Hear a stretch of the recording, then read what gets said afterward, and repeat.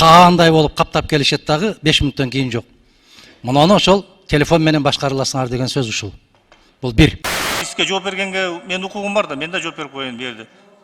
Далилдеп бериңиз, ошо депутаттын арасында мен дагы бармын. Мага ким чалышын колдой деп айтты экен. Өлкөнү башкарам деген саясатчы болсо, ал саясатчы эмес. Ал популист, ал жалганчы. Assalamu alaikum, урматтуу Кыргыз Сила каналынын каталуучулары. Достор, менин оюнумда өзүңөр билесиңер, главный призде 50 000 рубль акча бар. Билеттин баасы 250 рубльдан. Бул оюнга кааласаңар Кыргызстандан, кааласаңар Россиянын болгон булуң бурчунан жана ошондой эле башка шаарлардан катышсаңар болот. Оюнда достор эң 50 000 рубль менен эле чектелип калбастан, бул оюнда достор 2,5 000 рубльдан 50 конверт бар достор.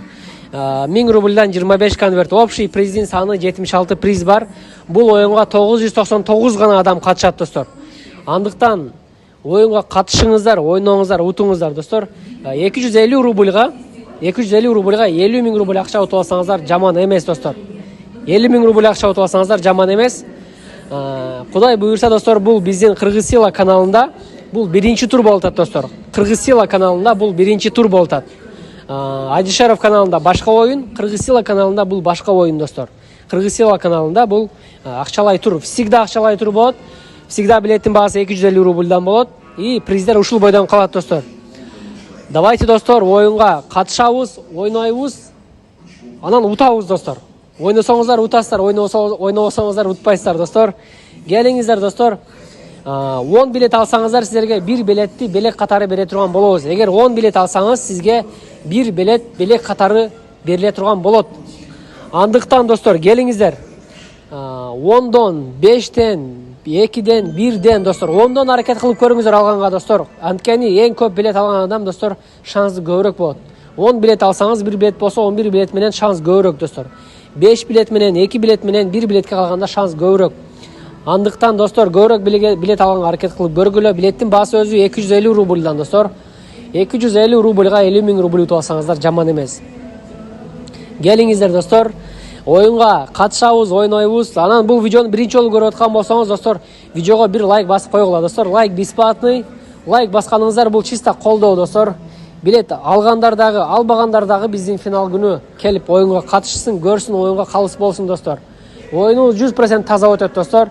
Ошол акча, ошол күнү ойнотобуз, ошол күнү акчаларын которобуз. Полный достор. Келиңиздер достор, бул каналга каттала элек болсоңуздар, каналга катталып бир-бирден лайктан басып коюңуздар. Барыңыздарга оомат, ийгилик каалайбыз, бар болуңуздар.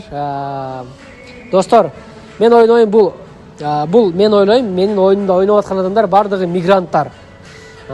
Бардыгы эле достор ошо 1 сомду 2 сом кылайын деген ойдо достор.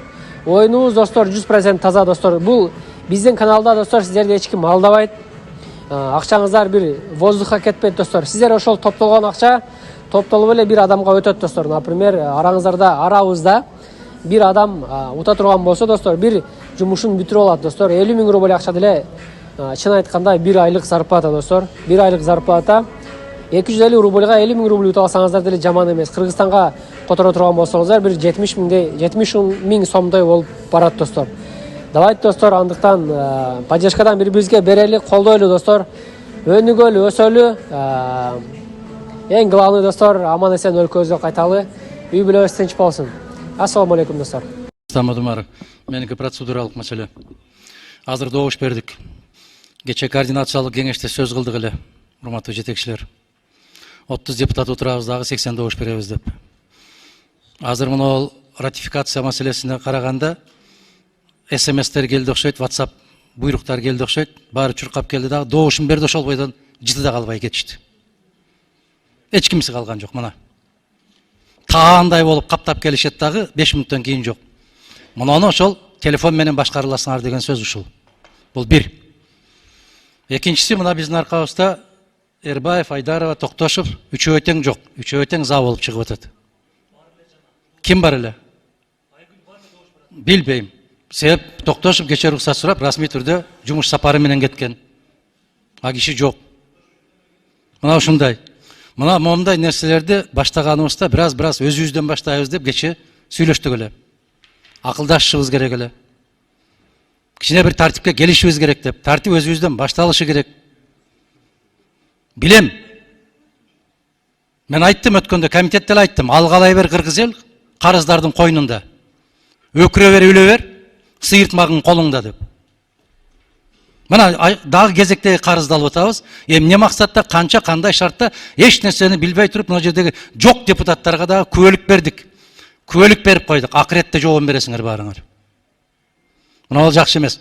Мен ушуну эскертүү гана катары айтып атам. Процедуралык маселе. Урматтуу жетекчилер, регламент одуно түрдө бузулду. Буну эске алып коюңуздар. Тарых ар бир кишинин баасын берет өзүнүн убагында. Адахан Кимсанбаевич, мен сизге жооп берип коеюнчу. Адахан Кимсанбаевич, ар ким өзүнө жооп берет. Сиз бирок эми депутаттардан айтып айтпаңыз. Биздин коллегалар болот анын барычы. Мен депутаттарды мен чакырдым, добуш берип болот. Азыркы мыйзам келгенде дагы мен чакырам. Мен аларды кыйнабайбыз. За бер же каршы бер деп, алар өздөрүнүн ою менен берет. Эми коллегаларды айтып айтпайлы да, бири-бири сыйлайлы да. Бул маселе азыр каралат. Может жумуштары бар, кабинеттерине кетип калышты. Кайра 1-2 5 мүнөт калганда мен айтам, урматтуу депутаттар, келип добуш берип коюңуздар.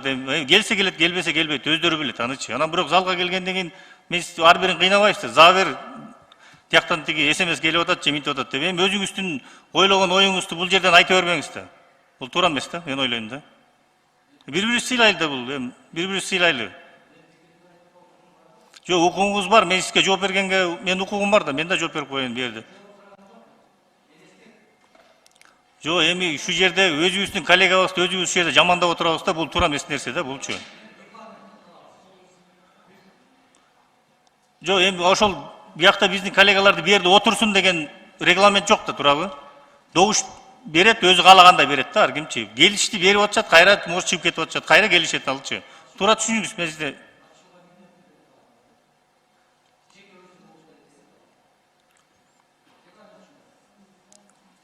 Рахмат, 6-шы микрофон. Рахмат, урматтуу Нурбекович. Саламатсыздарбы, урматтуу депутаттар. Урматтуу Адахан Кимсанбаевич, биз сизди сыйлайбыз. Бирок бир депутаттын айтуусу менен бизди калың эл баардыгыбызды ошондой көрүп калып жатат. Мен дагы сизге бир эскертүү иретин айтып кетейин. Биринчи, регламентти өзүңүздүн фракцияңыз сактасын. Жок туруп добуш берип койду, өзүңүз күбөлүк берип атасыз. Өзүңүздүн жаныңызда отурган фракциянын мүчөлөрүнүн депутаттарын билбейт экенсиз. Мен өз көзүм менен көрдүм. Экинчиден, анан сиз каршы чыккан ушундай кредиттерге же болбосо гранттарга каршы чыксаңыз, палатанын баардыгы каршы чыгыш керек эмес да. Ар бир депутаттын өзүнүн ою бар. Анан телефондон звонок келсе силер колдойсуңар, мындай кыласыңар деп биздин акыбызга кирип атасыз. Акырет жөнүндө, күнөө жөнүндө сүйлөшсөз дагы сиз мына өзүнүн акыбызга сиз кире атпайсызбы? Телефон депутат деп. Ким чалыптыр? Далилиңиз барбы? Далилдеп бериңиз, ошо депутаттын арасында мен дагы бармын. Мага ким чалып ушуну колдой деп айтты экен. Анан биздин үстүбүздөн мындай сүйлөй бербеңиз да. Мен эми сизди сыйлайм, бирок эскертүү иретин айтып коеюн. Адахан Кимсанбаевич, сиз дагы ойлоңуз. Мейлиңиз, рахмат. Рахмат. Айбек мырза туура айтып атат. Анткени өзүңүздөр билесиздер, эми ар бирибизди ушул жерде отуруп депутаттар бири-бирибизди өзүбүз ушу 7 миллион ушу Кыргызстандын элине дүйнө жүзүндө өзүбүздү жаман көргөзүп атабыз да. Бири-бирибизди жамандап ушул жерге отуруп алып. Эми токтотпойлу, чогуу биргеликте иш алып бара берели. Суранам сиздерден, урматтуу депутаттар. Экинчи микрофон. Урматтуу Адахан Кимсанбаевич, сиздин жашыңызды, тажрыйбаңызды мен лично сыйлайм да. Бирок азыр туура эмес айтып койдуңуз. Жалпы депутаттардын атыначы. Мына сизди деле кээде шайлоочулар келгенде сурооңузду берип бүткөндөн кийин кабинетке барып жолугушуп кайра келе каласыз да. Дайым эле отурбайбыз да, туурабы? Анан азыркы айтканыңызды мен сизден суранып кетем. Мындай кайра алсаңыз туура эмес бул. Жалпы депутаттарды жаманаттап эме элибиз көрүп калып атат да. Кегиле урматтуу кесиптештер, бирибизди сыйлайлы, урматтатайлы. Биз олтурган бул парламентти сыйлайлы. Ушул жерде дагы бири-бирибиздин катабызды, бири-бирибиздин эмебизди айтып турсак, анда мамлекетибизде кандай болмок эле? Кегиле бир эмеде болойлу, ынтымактуу болойлу, бири-бирибизди сыйлашайлы. Рахмат. 5-чи микрофон. Рахмат, Масалиев. Урматтуу кесиптештер, ар бир депутаттын айта турган укугу толук бар. Анын сөзүнө комментарий берип, же баа бериштин кажети жок. Пикирин айтты Мадумаров. Ким өзүнүн мойнуна кабыл алса өзүнүн иши. Бирок залда отурган деп айткан жок да. Дош берип кетип калды. Кечээ координациялык кеңеште ал туура эмес деген сөздү эмне ойлонуп чыгарды ол. Мен силерден сурап атам, кичине мындай бири-бирибизди аяйын десек, баарыбыз бири-бирибизди аябыз. Каршы пикирби же макул пикирби ар бир депутаттын өзүнүн ыктыяры. Анан баса белгилеп кетейин, Мадумаровдун жанында мен отурам. Масалиев. Ал билет мен отурганымды. Силерге кайрылып атам, келе токтотолу, уланталы. Эске алып, жетекчилер силер мойнуңарга алышыңар керек. Депутат отуруш керек, депутат добуш бериш керек. Макул каршы ал өзүнүн иши. Бирок отуруш керек да. Сураныш керек болгондо ошол эле. Башка колуңардан рычаг жок силерде. Айлыкты алып кое албайсыңар. Күчкө сала албайсыңар. Ошондуктан сурансаңар болду. Анан сөзсүз эле төрдө отурган адамдар баарыбыз тең публичный болгон, силер эки эсе публичный. Көп нерсеге чыдашыңар керек да. Силер жөнөкөй депутат эмессиңер. Силер жыйын алып барып башкарган депутатсыңар да. Мен деле улуу жашым менен силерге кайрылып көрөм. Ачуулукка берилбей керекчи болдур. Рахмат. Исхаков Саматович, мен сизге bir комментарий берип коеюнчу. Биз бу жерде отуруп алып ар бир ушу депутаттарды башкара деген жокпуз. Биз суранабыз. Келип коюңуздар депчи, палатага келип коюңуздар деп суранып атабыз. Келип атышат. Анан эми ар бирин бу жерде отуруп туруп же тиерге отур деп айта албайбыз да. Өздөрү билет да. Чыгып кетишип атат, кайра келип атышат. Добуш бергиле деп суранып атабыз. Ошо да. Рахмат. 4-чү микрофон. Урматтуу төраға, урматтуу депутаттар.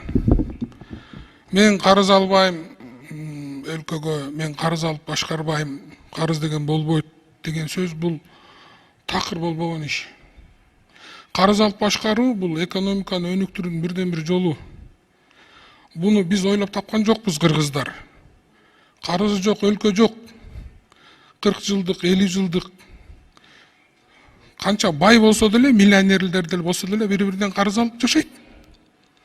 Мен карыз албайм, карыз албай туруп өлкөнү башкарам деген саясатчы болсо, ал саясатчы эмес. Ал популист, ал жалганчы.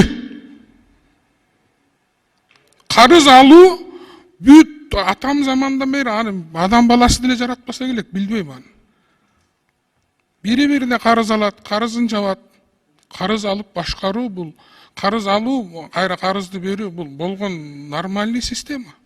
Анан карызга батып кеттик, карыз болуп кеттик, карыз алып атабыз. Муну ким төлөйт дейм, бул болбогон нерсе. Мен карыз алып өлкөнү карыз албай өлкөнү башкарам дегенге такыр ишенбеш керек. Эми калган иштер ал ар кимдин өзүнүн иши. Ынтымакта, рашкерликте иштешибиз керек да, бири-бирине жооп бербеш керек да. Каалагандай жашашыбыз керек, каалагандай жашап атабыз, каалагандай башкарышыбыз керек деп кандай бул сөздөр эми? Ким каалагандай башкара берүү, андай болбойт да. Мыйзамдар бар, процедура бар. Эми кээ бир нерселерди көз жууп, ошон үчүн парламент да бул. Ички нерселерди кээ бирибиздин кемчилигибизди жаап, элге көргөзбөй астыга жылып атпайбызбы? Сиздерде деле бар да кемчилик, кээде аны көз жууп, бизде деле кемчилик бар, аны деле көз жууп. Эми кыргыздын кызыкчылыгы үчүн, жалпы иш үчүн кээде ушуларды көз жууп коюп атпайбызбы? Анан эми бул ички нерселерди тышка алып чыккан эми канчалык туура билбейм эми. Ар дайым эле ушундай чыгып кетет да эми. Ушуну бир көңүлгө алып койсоңуздар. Рахмат. Урматтуу депутаттар, сабырдуу бололу, сабырдуу. Суроо